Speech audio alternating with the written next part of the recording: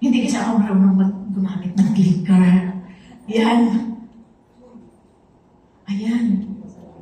Okay. Yan. So, hindi ganun kateki. Ano?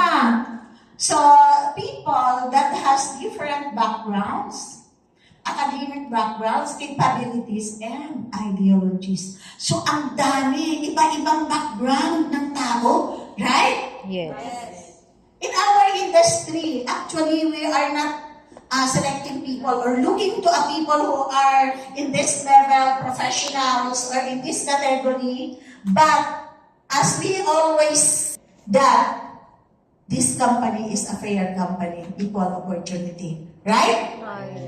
So, tips as struggling. May nagsa-struggle? Sponsoring? Yes.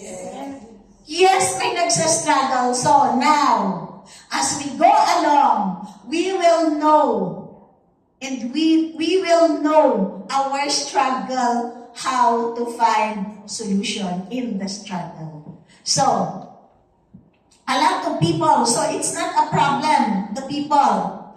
Actually, there is a bunch of greedy mob hypothetically working together enthusiastically. So, ang dami doon sa labas. Iba-ibang klaseng tao in the market. May mga iba-iba rin doon in the market. Tama ba? They're working together Yes. in a common goal. But then, in working,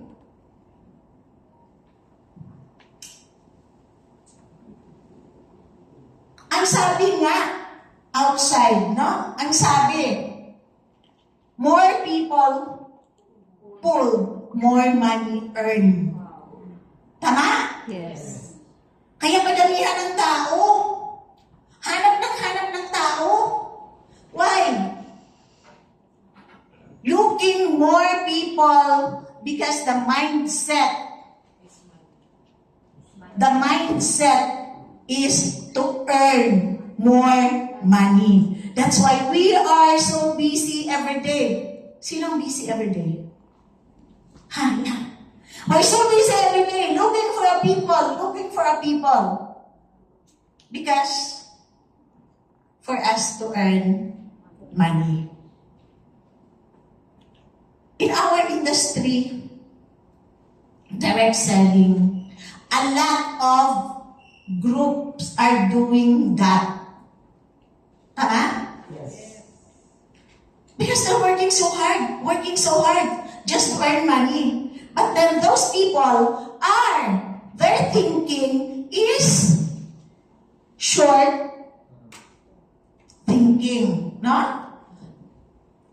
But in our industry, in our company, the V-Way International, we have this platform, we have this culture that more people helped, more money in return. True. Tama? Yes. So, kailangan ba magiging busy every day? Looking and looking?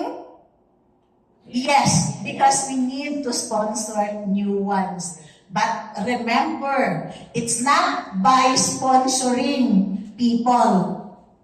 And those people who will buy, then goodbye. That is the practice in some other companies na direct selling. Na-encounter? Yes. That's why we have this negative connotation in the direct selling. Why? Because when we others join in other companies before, after joining, they cannot talk to the person who sponsored them.